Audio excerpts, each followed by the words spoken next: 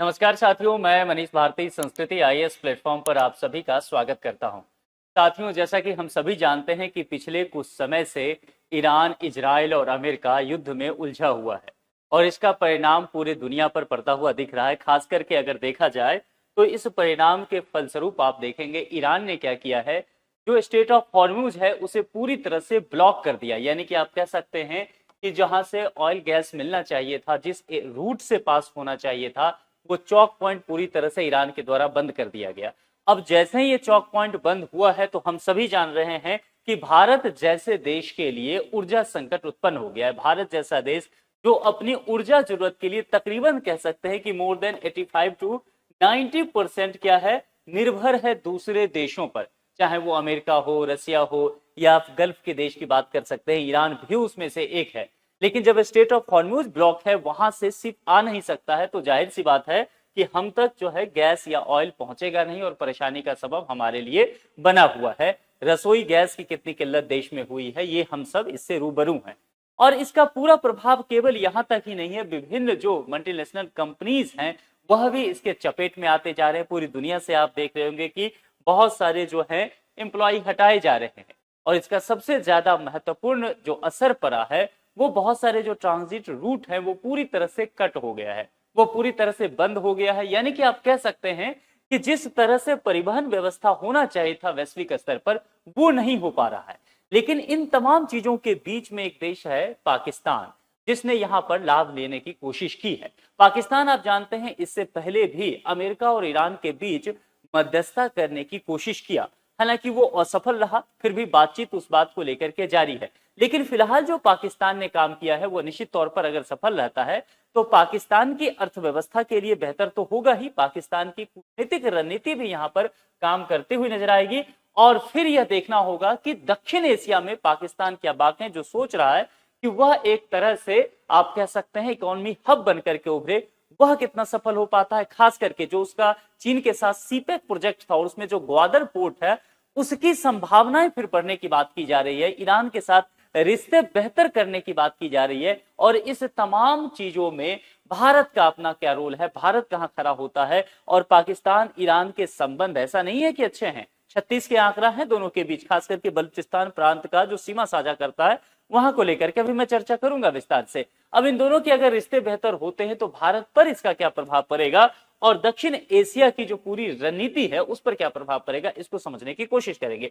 दूसरी बात यहां पर यह है कि पाकिस्तान और ईरान जो करीब आ रहा है और खास करके जो कहा गया ट्रांजिट रोड, जो कॉरिडोर एक तरह से कह सकते हैं खोलने की बात की गई है, तो क्या अमेरिका को कॉन्फिडेंस में लिया गया है, ट्रंप को कॉन्फिडेंस में लिया गया है? क्योंकि ईरान पर तरह तरह के प्रतिबंध हैं, तो तमाम देशों को कहा गया है कि आप इससे दूरी बना करके रखिए।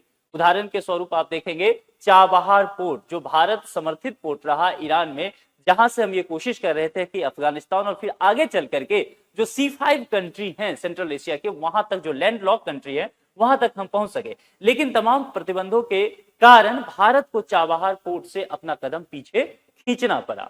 अब यहां पर यही बात कही जा रही है कि जब पाकिस्तान करीब जाता नजर आ रहा है ईरान के, तो फिर अमेरिका की क्या कूटनीतिक स्थिति हो सकता है, क्योंकि पिछले कुछ दिनों में देखा गया है कि पाकिस्तान और अमेरिका के रिश्ते बेहतर होते हुए नजर आए हैं। तो ये तमाम घटनाक्रम देखेंगे, उस पर हम चर्चा करेंगे। फिलहाल जो चीज हुआ, मैंने आपको पहले कहा था कि पाकिस्तान ने ईरान के लिए ट्रेड कॉरिडोर खोला है और कुल मिलाकर के ये 6 कॉरिडोर होने की बात की गई है। अभी 6 कॉरिडोर पर हम चर्चा करेंगे कि उसका क्या महत्व है और इसीलिए कहा जा रहा है कि क्या ईरान के लिए लाइफलाइन बनना चाह रहा है पाकिस्तान, और अगर ऐसा होता है तो क्या आगे चल करके भारत जैसे देशों पर इसका क्या प्रभाव पड़ेगा। ठीक है, और दूसरी बात कि पाकिस्तान और ईरान कितना करीब आता है और इससे क्या प्रभाव यहाँ की रणनीतिक स्थिति पर पड़ने वाली है। देखिए, ये ट्रांजिट रूट जो है वह ईरान के लिए खोलने की यहाँ पर बात की गई है। अब यहाँ पर जरा विस्तार से समझते हैं। पाकिस्तान सरकार की अगर बात करेंगे तो अंतरराष्ट्रीय माल को ईरान तक पहुंचाने के लिए 6 स्थलीय मार्गों को औपचारिक रूप से अधिसूचित किया गया है। जो ये स्थलीय मार्ग है ना, इसमें कुछ एरिया जो है कोस्टल वाला भी पड़ जाता है, अभी मैं आऊंगा उस पर विस्तार से आपको बताऊंगा कि रूट क्या क्या है। और यह कदम जो है 25 अप्रैल से लागू हुआ है, जब वाणिज्य मंत्रालय ने पाकिस्तान के क्षेत्र से माल के पारगमन आदेश 2026 जारी किया गया। और निश्चित तौर पर यह निर्णय जिस वक्त पे लिया गया है, जो टाइमिंग की बात की जाएगी वह सबसे महत्वपूर्ण है। और मेरे ख्याल से आप ये भी समझ सकते हैं कि ईरान निश्चित तौर पर थैंक्सफुल रहेगा पाकिस्तान के लिए, क्योंकि तमाम तरह के प्रतिबंध के बावजूद ईरान तक चीजें पहुंच नहीं पा रही थी। तो जाहिर सी बात है पाकिस्तान ने एक हाथ बढ़ाया। तो कुल मिलाकर कहा जा रहा है ना कि पाकिस्तान ने एक तीर से दो निशाना किया है, कि एक तो एक तरह से देख सकते हैं समझौता कराने को लेकर के, और पहले भी अमेरिका के साथ रिश्ता रहा है, दूसरा जो है ईरान की तरफ भी देखा जाए तो हाथ बढ़ा दिया है। हालांकि इसमें सीपैक प्रोजेक्ट का भी एंगल आएगा चीन को लेकर के, वह भी हम समझने की यहाँ पर कोशिश करेंगे। तो जिस तरह से समुद्री नाकाबंदी हुआ उसके कारण निश्चित तौर पर ईरान को कहीं भी आप देखेंगे कि रूट नहीं मिल पा रहा था, और पाकिस्तान ने एक रास्ता दिया है। तो हजारों जो कंटेनर हैं, जो जहाज वगैरह हैं, वो ईरान तक पहुंच सकता है। पाकिस्तान को भी इसका फायदा मिलता हुआ नजर आ रहा है। तो कुल मिलाकर के ये जो वैधानिक नियामक आदेश हैं, इसके अनुसार कहा गया है कि नई पारगमन व्यवस्था में मौजूदा ढांचे के साथ साथ नए प्राथमिकता प्राप्त तटीय गलियारों का उपयोग किया जाएगा। जो मैं चर्चा कर रहा था कोस्टल एरिया को लेकर के, कि कुछ रूट्स हैं स्थलीय मार्ग से, और कुछ जहां पर है हाइब्रिड फॉर्म में आप कह सकते हैं, कि जैसे कि मान लेते हैं ये पॉइंट है ए और ये पॉइंट है बी, और यहां तक पहुंचना है। तो कुछ एरिया हमने क्या किया, यहां पर स्थल का प्रयोग किया। आगे अगर समुद्री रूट है तो यहां से फिर इसका भी प्रयोग करके, और फिर स्थल है तो यहां तक, यानी कि कुल मिलाकर के हाइब्रिड मोड में इस्तेमाल किया गया है, और इस बी टारगेट तक पहुंचने की कोशिश की गई है पाकिस्तान से ईरान तक। वो 6 रूट क्या है उस पर हम विस्तार से चर्चा करेंगे, आपको बताएंगे। कुल मिलाकर के देखा जाए तो दोनों ही देशों का इसमें फायदा देखने की बात की गई है। न सिर्फ इन दोनों देशों को, बल्कि इसके अलावा जो है सेंट्रल एशिया के देश आप समझ सकते हैं। दूसरी बात, चाइना भी इसमें कुछ न कुछ फायदा आपको दिखेगा, क्योंकि ग्वादर पोर्ट का इस्तेमाल किया जा रहा है, जिसे डेवलप्ड चीन के द्वारा सीपैक प्रोजेक्ट के अंतर्गत किया गया था। तो ये सारे चीजें देखने को मिलेगा। हालांकि प्रश्न फिर से वहीं आता है कि क्या ईरान पाकिस्तान दोनों करीब आ सकते हैं। अब इसके अगर पीछे बैकग्राउंड में आप चलेंगे ना, तो इसके पीछे कहीं ना कहीं निर्जातीय तत्व भी यहाँ पर इन्वॉल्व है। जैसे कि अगर पाकिस्तान की बात किया जाए तो पाकिस्तान जो देश है ना, वो सुन्नी मुस्लिम बहुल देश है। लेकिन अगर ईरान की बात किया जाए तो ईरान अपने आप को दुनिया का शिया बहुल मुसलमानों का देश मानता है, जो कि है भी, और उसका रहनुमा भी ये मानता है। तो कुल मिलाकर के इसीलिए देखेंगे ईरान लगातार हुती जो समुदाय है, या आपको ध्यान होगा लेबनान के दक्षिणी हिस्से में हिजबुल्लाह समुदाय है, उसको मदद करता है। वजह क्या है कि वो दोनों भी शिया गुट पर जाते हैं, और इस वजह से भी कहीं न कहीं ईरान और पाकिस्तान के बीच 36 का आंकड़ा लगातार बना रहता है। एक और वजह है, वो है बॉर्डर, खास करके जो एरिया पड़ता है ये बलूचिस्तान वाला हिस्सा। इस बलूचिस्तान के हिस्से को लेकर के कुछ पार्ट ईरान का कहना है कि सीमा को लेकर के एक तो थोड़ा सा इन दोनों के बीच डिबेट है। दूसरी बात, इस एरिया में कुछ ऐसे आतंकी संगठन हैं जो ईरान का मानना है, जो लगातार मतलब पाकिस्तान में उसका बेस है, और ईरान में वो अटैक करते हैं और ईरान के नागरिकों को, संसाधन को नुकसान पहुंचाते हैं। इस वजह से आपने देखा होगा ईरान लगातार पाकिस्तान पर मिसाइल से अटैक भी करता रहता है। पहले भी ये मिसाइल से अटैक किया जा चुका है, और ईरान इस बात को लेकर के आरोप भी लगाता है कि आप अपने यहाँ इस एरिया में क्या है कि बलूचिस्तान वाले हिस्से में आप टेरर कैंप चलाते हैं। जैसे भारत कहता है ना पीओके वाले हिस्से में कि लॉन्चिंग पैड है टेररिस्ट का, वहां से वो पीओके से एक तरह से कोशिश करता है श्रीनगर पहुंचाने का, वैसा ही एक तरह से कह सकते हैं बलूचिस्तान वाले एरिया को लेकर के ईरान का आरोप रहता है हमेशा ही, किस पर, इस्लामाबाद पर, पाकिस्तान पर, कि आप इस एरिया का गलत इस्तेमाल कर रहे हैं, ईरान को कहीं ना कहीं डिस्टर्ब करने की कोशिश कर रहे हैं। और इस वजह से ये लगातार आप देखेंगे मिसाइल अटैक जो है इसके द्वारा, ईरान के द्वारा किया जाता रहा है पाकिस्तान के क्षेत्र में। तो इसलिए मैंने कहा कि ऐसा नहीं है कि संबंध बहुत बेहतर रहे हैं, तमाम तरह के इशूज दोनों देशों के बीच बना रहा है, यहां तक कि मिसाइल अटैक की नौबत आई है। लेकिन फिलहाल जो स्थिति है, फिलहाल दोनों के अपने कॉमन आप कह सकते हैं इशूज है, यानी कि दोनों के साझा समस्या है, तो जाहिर सी बात है उसका साझा समाधान ढूंढा जा सकता है। और पाकिस्तान कहीं न कहीं यहाँ स्मार्ट मूव करने की कोशिश कर रहा है, जियोपॉलिटिक्स में अपनी जो महत्व है उसको बढ़ाने की कोशिश कर रहा है, उसकी डूबती हुई अर्थव्यवस्था जो है उसमें जान फूंकने की कोशिश कर रहा है, और उसमें निश्चित तौर पर चीन की तरफ एक हाथ उसका बढ़ा हुआ है, एक हाथ जो है वो आप कह सकते हैं ईरान की तरफ बढ़ा रहा है, और कदम वो अमेरिका की तरफ आगे कर चुका है। तो कुल मिलाकर के वो कोशिश कर रहा है कि साउथ एशिया में अपनी महत्व को बढ़ा करके रखे, अपने जो आप कह सकते हैं वजूद उसको जिंदा रख सके। अब कुल मिलाकर ये देखेंगे तो 3000 कंटेनर्स फंसे होने की बात यहां पर की गई है, जो ईरान पाकिस्तान दोनों का है। तो ये रूट खुल जाने की वजह से क्या होगा, ट्रांजिट रूट जो है निश्चित तौर पर ये कंटेनर आ जा सकते हैं, तो दोनों देशों को इसका फायदा होगा। अब इन तमाम चीजों को करने के लिए 2000 2008 का एक समझौता रहा है, इसका सहारा लिया जा रहा है, जिसके तहत पाकिस्तान ये कदम जो है जून 2008 के ईरान के साथ किए गए, क्या कौन सा समझौता है, international transport of passengers and goods by road, है ना। ये ध्यान रखिएगा, क्या शब्द इस्तेमाल किया गया है, बाय रोड कहा गया है।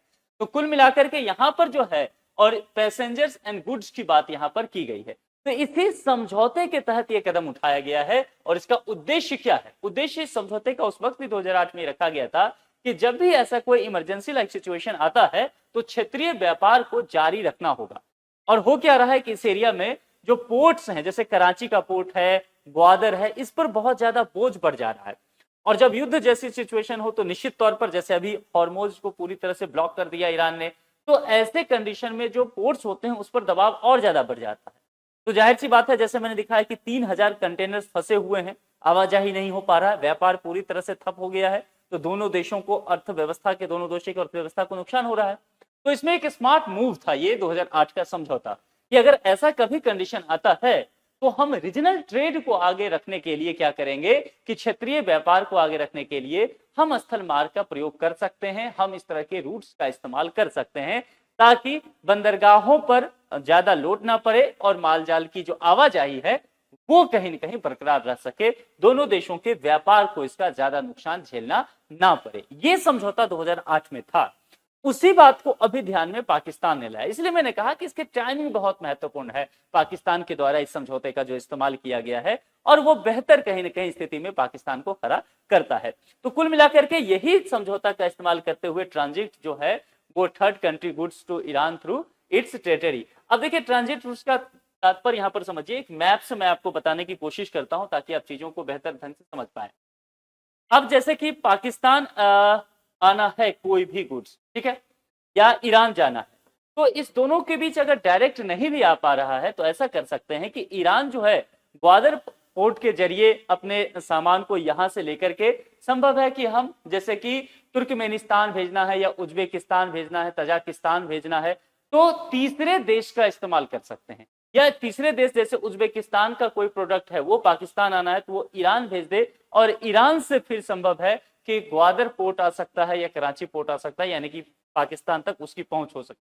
तो कुल मिलाकर के यहाँ पर फायदा जो है ना, वो 2-3 देशों को इससे होता हुआ नजर आएगा। अब सबसे महत्वपूर्ण बात क्या है कि यहाँ पर कौन कौन से रूट्स का इस्तेमाल करेंगे ये दोनों देश। यहाँ पर देखिए, जो इस्तेमाल किया जाएगा उसमें ये 6 रूट्स यहाँ पर बताए गए हैं, ठीक है।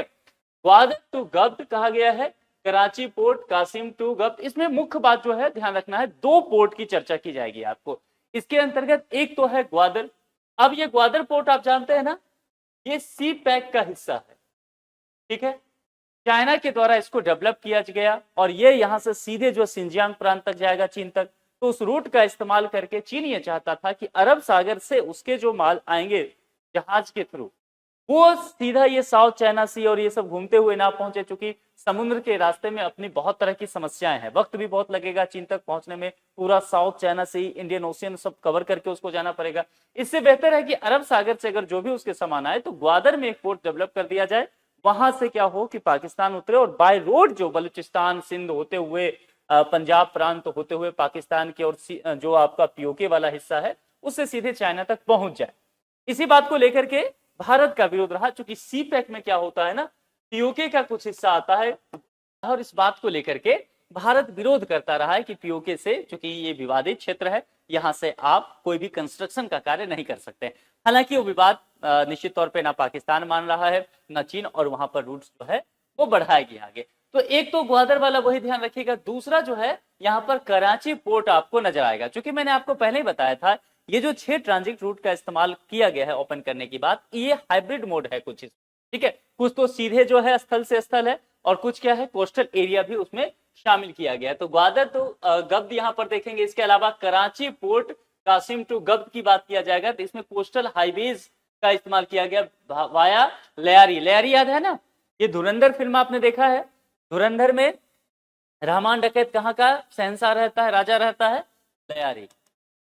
तो ये वाला जो एरिया है उसका भी इसमें इस्तेमाल किया जाएगा। इसी तरह से 6 रूट ये हैं, ये 6 रूट का इस्तेमाल करते हुए ये कह सकते हैं कि आप जितने भी सामान हैं, चाहे वो गुड्स हैं, सर्विसेज हैं, या पैसेंजर्स हैं, इसका इस्तेमाल इसके अंतर्गत किया जाएगा। अब यहाँ पर आते हैं कि ये transit of good through Pakistan, ये आदेश है क्या? देखिए, ट्रांजिट का मतलब क्या होता है कि सामानों की आवाजाही जो किसी तीसरे देश से आ रहे हैं और पाकिस्तान के रास्ते कहां पहुंचेंगे? ईरान पहुंचेंगे, क्योंकि ईरान लगातार सामान नहीं पहुंच पा रहा है प्रतिबंध के बावजूद। तो जैसा मैंने पहले समझाया था कि उज्बेकिस्तान से कुछ आना है तो पहले आप पाकिस्तान पहुंचा दीजिए और फिर पाकिस्तान के जो ये 6 रूट्स हैं उसके सहारे पहुंचा दिया जाए ईरान।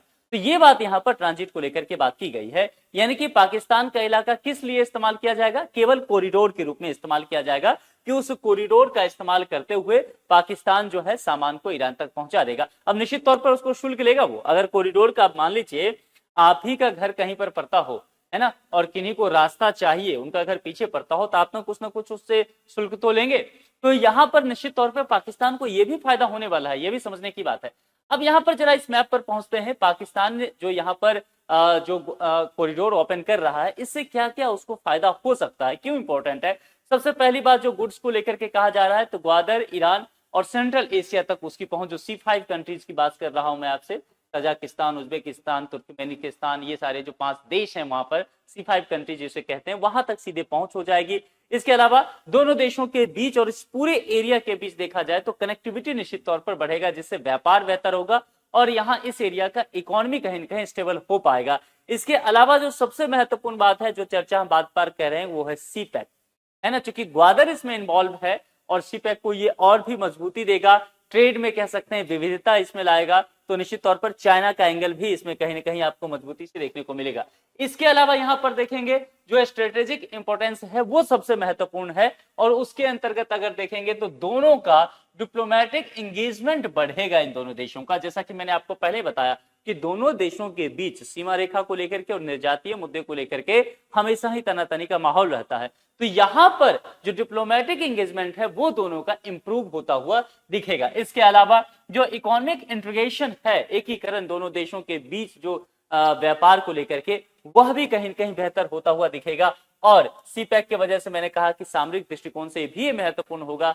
तो हो सकता है आगे चल करके ये हो सकता है कि ईरान, पाकिस्तान और चीन, ये तीनों आपको एकजुट जो है कह सकते हैं गठजोड़ बनाते हुए नजर आए। और कहीं न कहीं निश्चित तौर पर जो रीजनल ये एस्पिरेंट है पाकिस्तान का अपना साउथ एशिया को लेकर के, कि यहाँ का वो एक तरह से सुपर पावर बन सके या यहाँ पर साउथ एशिया में उसकी महत्वता बरकरार रह सके। आपको ध्यान होगा सार्क जो संगठन रहा, क्षेत्रीय संगठन, पाकिस्तान के इसी ईगो के वजह से पूरी तरह से वह आप कह सकते हैं कि फंक्शन करना बंद कर दिया है।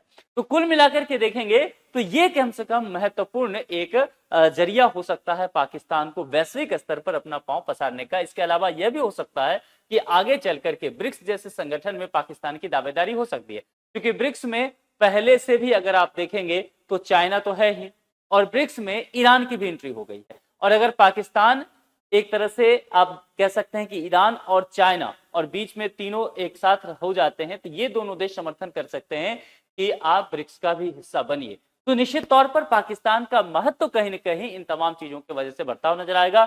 और भारत के इंपॉर्टेंस को लेकर के सबसे पहले देखना पड़ेगा कि भारत पर इन तमाम चीजों का क्या प्रभाव पड़ता है, क्योंकि ईरान के साथ भारत का रिश्ता हमेशा से ही सदाबहार तौर पर देखेंगे तो बेहतर रहा है। इस बार भी जो ये युद्ध में फंसा हुआ है, आप जानते हैं कि भारत ने बहुत सारे मेडिसिन, बहुत सारी जो आप कह सकते हैं खाद्य सामग्री, ये सब ईरान भेजा है। इसके अलावा आपने हाल ही में देखा होगा कि ईरानी दूतावास ने अकाउंट जो है वो बंद किया है, क्योंकि बहुत सारे पैसे गए ईरान को, लोगों ने डोनेट वगैरह किया और इसके लिए ईरान थैंक्सफुल भी रहा। दोनों के बीच रिश्ते भी बेहतर रहे। ग्वादर जब चीन यहाँ पर CPEC प्रोजेक्ट के अंतर्गत पाकिस्तान में बना रहा था, ईरान ने चाबहार पोर्ट बनाने के लिए भारत को परमिशन दिया। हालांकि वो अमेरिका और ट्रंप के कह सकते हैं प्रतिबंध की वजह से अभी बहुत सफल नहीं हो पाया है। लेकिन जैसा कि पिछले दिनों एस जयशंकर ने कहा था कि हम ट्रंप के जाने का इंतजार करेंगे, है ना, कि ट्रंप का कार्यकाल कितना होगा, 4 साल का होगा, लगभग 1 साल तो खत्म हो चुका है। तो कुल मिलाकर के हम ट्रंप जब प्रेसिडेंट नहीं रहेंगे तब तक इंतजार कर लेंगे और आगे चल के इस प्रोजेक्ट को बढ़ाएंगे। तो कुल मिलाकर के ये नहीं कहा जाए कि चाबहार पोर्ट अभी पूरी तरह से डैमेज ही हो गया है या खत्म हो गया है वो प्रोजेक्ट, लेकिन ये संभव है कि अभी निश्चित तौर पर प्रतिबंध की वजह से बहुत काम नहीं हो रहा है। लेकिन मामला यह है कि ईरान ने भारत को इतना परमिशन दिया क्योंकि हम अफगानिस्तान तक पहुंचना चाहते थे और पाकिस्तान जो है अफगानिस्तान पहुंचने में हमारे लिए रोड़ा बनता हुआ नजर आ रहा था। इसके अलावा सेंट्रल एशिया जो है C5 कंट्री, वहां तक हमें पहुंचना था, और वह भी चाबहार पोर्ट के जरिए हम पहुंच सकते थे। तो कुल मिलाकर के देखेंगे भारत ईरान का रिश्ता बेहतर रहा है। अब इन तमाम चीजों के बाद ये जो रूट्स तैयार हो रहे हैं चाबहार के जरिए, हम अफगानिस्तान तो फिलहाल नहीं पहुंच पा रहे हैं। तो अब ये देखना होगा कि पाकिस्तान का महत्व कितना बढ़ जाता है, और ये जो बदले बदले समीकरण हैं, वैश्विक हालात जो हैं, इसका क्या प्रभाव साउथ एशिया की पॉलिटिक्स पर पड़ता है, जियो पॉलिटिकल सिचुएशन कितना चेंज होता है। अब ये फैसला महत्वपूर्ण क्यों है? सबसे महत्वपूर्ण बात क्या है? अमेरिका कि आखिर पाकिस्तान जो ये सारा काम कर रहा है, ईरान को सहूलियत देने की कोशिश कर रहा है, क्या अमेरिका नाराज नहीं होगा? क्या ट्रंप नाराज नहीं होंगे? चूंकि अमेरिका ने ही ईरान पर तमाम तरह के प्रतिबंध लगाए हैं। तो निश्चित तौर पर ये बातें कही जा रही है एक्सपर्ट के द्वारा कि अगर पाकिस्तान इस तरह के कदम उठा रहा है, छह जो ट्रांजिट रूट है ये खोल दे रहा है, ओपन कर रहा है, निश्चित तौर पर अमेरिका से उसने परमिशन लिया होगा। बिना ट्रंप की सहमति का ये हो ही नहीं सकता। फिलहाल ये सारा मसला पर्दे के पीछे है। संभव है आने वाले कुछ समय में हम इन तमाम चीजों से रूबरू हो जाएंगे जब पर्दा हटेगा, और निश्चित तौर पर अमेरिका पाकिस्तान में अपना कुछ हित देख रहा है। हो सकता है वो बलूचिस्तान को लेकर के जिस तरह से आ रहा था कि चीन को धीरे से रिप्लेस करके अमेरिका बलूचिस्तान में एंट्री लेना चाहता है, वहां पर बहुत जो आप कह सकते हैं मिनरल्स हैं, उस पर अपना आधिपत्य करना चाहता है ना। तो ये सारी पॉसिबिलिटी हो सकता है, और ये निश्चित तौर पर आने वाले समय में क्लियर होगा, क्योंकि ट्रंप आंख मूंद करके पाकिस्तान को परमिशन देने से तो रहे। तो ये क्या मसला है, ये सामने आने वाला समय ही बताएगा। हाँ, इतना जरूर, जैसा कि मैंने कहा था कि पाकिस्तान को फिलहाल एक फायदा तो मिलेगा, ट्रांजिट शुल्क मिलेगा इसे, क्योंकि ईरान का सामान इसी रूट से होकर के जाएगा, तो जाहिर सी बात है ये चुंगी तो लेगा ही ना, तो वो इसके हिस्से का मिलेगा। और दूसरी बात, द्विपक्षीय व्यापार इसका बढ़ेगा तमाम देशों के साथ, और भविष्य में जो मध्य एशिया तक पहुंच हो सकता है उसके अवसर भी खुलते हुए नजर आएंगे, और दोनों देशों का एक तरह से कह सकते हैं जो भरोसा बढ़ेगा वो तो है ही। आईआर में, इंटरनेशनल रिलेशन में इसको कहते हैं सॉफ्ट पावर, है ना। आप इंटरनेशनल रिलेशन जब पढ़ते होंगे यूपीएससी के लिए, तो आपने 3 शब्द पढ़ा होगा, एक होता है हार्ड पावर, एक होता है सॉफ्ट पावर, एक होता है स्मार्ट पावर। हार्ड पावर कहने का मतलब जो कि ईरान और अमेरिका कह रहे हैं कि अपनी बात मनवाने के लिए युद्ध कर रहे हैं, मिसाइल दाग रहे हैं ना, बाय हुक और क्रूक, कैसे भी आपको हम अपनी बात मनवाएंगे। सॉफ्ट पावर यही सब तरीका है कि व्यापार के जरिए रिश्ते सही कर सकते हैं। उस पर देखा तो ट्रांजिट रूट खोल दिया, सांस्कृतिक कार्यक्रम हो रहे हैं, आदान प्रदान हो रहे हैं, छात्रों का हो रहा है आदान प्रदान, R&D हो रहा है, यानी कि रिसर्च डेवलपमेंट में इन्वेस्ट किए जा रहे हैं। ये तमाम चीज जो है वो सॉफ्ट पावर इंटरनेशनल रिलेशन में माना जाता है। और एक होता है स्मार्ट पावर, उसका तात्पर्य होता है कि हार्ड पावर और सॉफ्ट पावर दोनों का मिक्स कर दीजिए तो वो स्मार्ट पावर बन जाता है। जैसे चीन कई मसलों में ऐसा करता हुआ नजर आता है, भारत भी कुछ मसलों में ऐसा करता हुआ नजर आता है। तो यहाँ पर वो बातें कही जा रही है, तो भरोसा भी बढ़ेगा, यानी कि सॉफ्ट पावर बेहतर होगा तो दोनों देशों के बीच संबंध भी बेहतर होते हुए नजर आएंगे। महत्वपूर्ण क्या है, ईरान पर अमेरिकी और अंतर्राष्ट्रीय प्रतिबंधों का यहाँ पर क्या होगा। आखिर ये सारा काम जो किया जा रहा है, स्टेट ऑफ हॉर्मुज जो ब्लॉक किया गया है, इन तमाम चीजों के बाद ईरान पर इसका क्या प्रभाव पड़ता हुआ नजर आ रहा है। तो देखिए, इसके कारण पाकिस्तान निश्चित तौर पर सीधे तेल गैस आयात नहीं कर सकता है, क्योंकि प्रतिबंध ईरान पे लगा हुआ है, तो उसका नुकसान पाकिस्तान को भी देखना पड़ेगा। क्योंकि हाल ही में देखा कि पाकिस्तान में जो है इमरजेंसी लाइक सिचुएशन आ गया, कहा गया कि वहां पर लॉकडाउन की सिचुएशन हो सकता है, क्योंकि वहां पर गैस की किल्लत और ज्यादा है। लेकिन दोनों देशों के बीच जो सीमित व्यापार जो है वह बार्टर सिस्टम के तहत चलता रहा। तो जो एक्सपर्ट है उनका मानना है कि पाकिस्तान का ट्रांजिट कॉरिडोर देना अंतर्राष्ट्रीय नियमों के तहत संभव है। यह निश्चित तौर पर एक तो अमेरिका को इसने सहमति करवाया है ना, परमिशन लिया है, और अंतर्राष्ट्रीय कानून के अगेंस्ट भी नहीं है। तो सीधे व्यापार तो नहीं, लेकिन कह सकते हैं कि एक मार्ग उपलब्ध करा सकता है पाकिस्तान, और करा रहा है। और इससे पाकिस्तान की अर्थव्यवस्था को और उसकी अपनी जो आप कह सकते हैं स्ट्रेटेजी, उसको भी फायदा मिलता हुआ नजर आएगा। तो पाकिस्तान अमेरिकी प्रतिबंधों का खतरा इससे कम माना जा रहा है, कि निश्चित तौर पर मैंने पहले कहा कि ट्रंप को कहीं न कहीं भरोसे में यहाँ पर लिया गया है, और जो रूट्स इस्तेमाल किए जा रहे हैं उसमें अंतर्राष्ट्रीय स्तर पर जो नियम कानून है उसका दुरुपयोग भी नहीं किया जा रहा है। सबसे महत्वपूर्ण है कि साउथ एशिया को लेकर के, साउथ एशिया के पॉलिटिक्स में पाकिस्तान अपनी पूरी तरह से जो पहचान है, जो स्थिति है, उसको गवा चुका था। खास करके पिछले कुछ वर्षों में अगर देखा जाए 2014 के बाद, जिस तरह से भारत सरकार ने लगातार IMF हो, वर्ल्ड बैंक हो या विभिन्न अंतर्राष्ट्रीय मंच हो, वहां पर पाकिस्तान को लेकर के जिस तरह से रवैया अपनाया है, शक पाकिस्तान पूरी तरह से अलग थलग पड़ गया। अब पाकिस्तान फिर से एक तरह से कोशिश कर रहा है कि साउथ एशिया के पॉलिटिक्स में उसका महत्व बढ़े। जैसा कि मैंने पहले भी कहा, सार्क को लेकर के बात करेंगे। सार्क में पाकिस्तान ने ईगो की समस्या बताया, एक तरह से रवैया अपना लिया, भारत की बात नहीं सुनने लगा, तो ऐसा लगा पाकिस्तान को कि अगर मैं जो कहता हूं भारत नहीं सुनता है तो सार्क को जिंदा तो रखना है, तो मेरी बात भारत को माननी पड़ेगी। लेकिन आप जानते हैं कि सार्क को भारत ने धीरे से साइड किया और बिम्स्टेक पर शिफ्ट कर दिया। तो पाकिस्तान को लगा कि अब हमारी महत्ता और भी कमी है, इस एरिया में हो गया है, ठीक है। एससीओ में है लेकिन जैसे ब्रिक्स में वो शामिल नहीं है पाकिस्तान, तो निश्चित तौर पर भारत की महत्ता इस एरिया में रहा है। पाकिस्तान चाहता है कि उसकी महत्व भी बना रहे, और यह जो है पूरा जो ये कॉरिडोर खोला गया ईरान के लिए, खास करके चीन इन्वॉल्व, सेंट्रल एशिया तक पहुंच, तो निश्चित तौर पर पाकिस्तान आने वाले समय में दक्षिण एशिया में अपनी दबदबा बनाना चाहेगा, ट्रेड हब के रूप में यह विकसित होना चाहेगा। और पाकिस्तान इसी महीने औपचारिक रूप से पाकिस्तान ईरान ट्रांजिट कॉरिडोर शुरू किया है, जिसके तहत पहला कंसाइनमेंट जो है कराची से ईरान होते हुए ताशकंद, ताशकंद कहाँ किसकी राजधानी है, उज्बेकिस्तान की, C5 कंट्री का, सेंट्रल एशिया का एक हिस्सा उज्बेकिस्तान भी है उस 5 देश में, तो यहां पर भेजा गया है। तो निश्चित तौर पर यह क्षेत्रीय व्यापार और आर्थिक संबंध को और मजबूत करने की दिशा में एक अहम कदम माना जा रहा है। तो कुल मिलाकर के सेंट्रल एशिया तक सुरक्षित और टिकाऊ पहुंच अगर पाकिस्तान उपलब्ध जो करा रहा है, ये आगे भी जारी रहता है, तो पाकिस्तान का महत्व तो आप कह सकते हैं दक्षिण एशिया में लगातार बढ़ता ही जाएगा, ठीक है। अफगानिस्तान में असुरक्षा और तालिबान के साथ तनाव के कारण पाकिस्तान की सेंट्रल एशिया का जो पारंपरिक जमीन रहा है वह बाधित हो गया है। निश्चित तौर पर उससे वैकल्पिक रास्ते अब वो तलाश रहा है, वो कोशिश कर रहा है कि कैसे हम अफगानिस्तान को साइड करते हुए सेंट्रल एशिया तक पहुंच सके। वो लगातार ये आरोप भी लगाता है कि अफगानिस्तान जो है भारत के इशारे पर काम कर रहा है। तो जाहिर सी बात है सेंट्रल एशिया तक पहुंचने के लिए अफगानिस्तान उसके रास्ते में आ रहा है, तो यहां पर ईरान का फायदा लेकर के वो कर सकता है, और ये जो व्यापार रूट होगा वो उसके लिए सफल भी साबित होगा।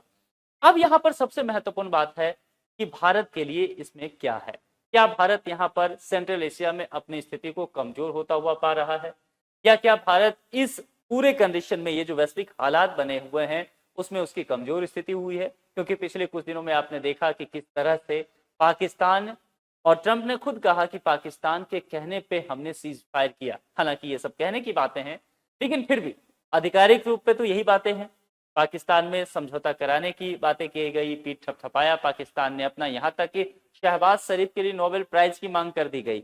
ये सारे काम देखने को मिला है। उसके अलावा ट्रांजिट रूट का देना और लगातार कोशिश करना कि ईरान के साथ किस तरह से समझौता बढ़ाया जा सकता है, संबंध बेहतर किया जा सकता है, अमेरिका के साथ कैसे संबंध बेहतर किया जा सकता है, ये लगातार पाकिस्तान की फॉरेन पॉलिसी एक्टिव हुई है पिछले कुछ 2 महीनों में देखा जाए, और ये पाकिस्तान के नजरिए से अच्छा भी है।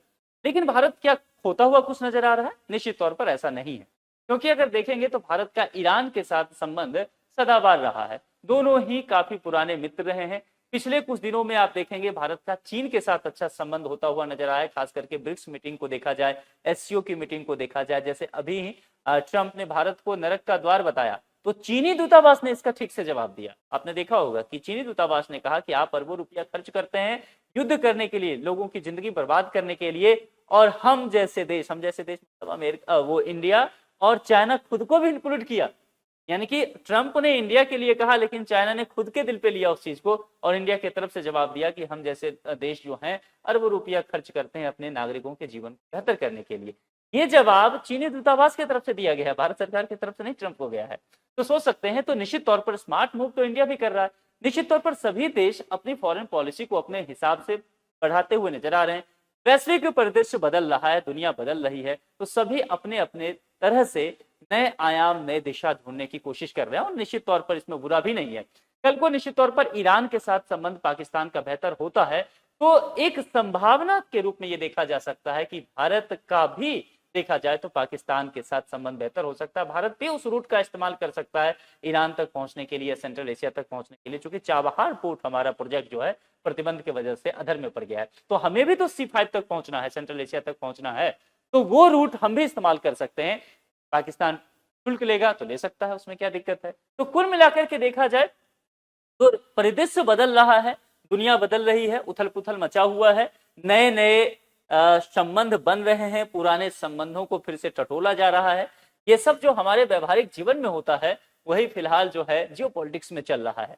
अब आप इसमें क्या सोचते हैं? आपको क्या वाकई लगता है कि पाकिस्तान भारत को साइड करके साउथ एशिया में एक मजबूत देश के तौर पर उभर रहा है, या भारत सरकार इन तमाम चीजों को देखते हुए आने वाले समय में कुछ बड़ा कदम लेने वाली है। आपके जो भी विचार हैं कमेंट बॉक्स में तर्क के साथ लिख करके जरूर बताएं। आज के लिए इतना ही। जुड़ने के लिए आप सभी का बहुत बहुत शुक्रिया। Thank you so much.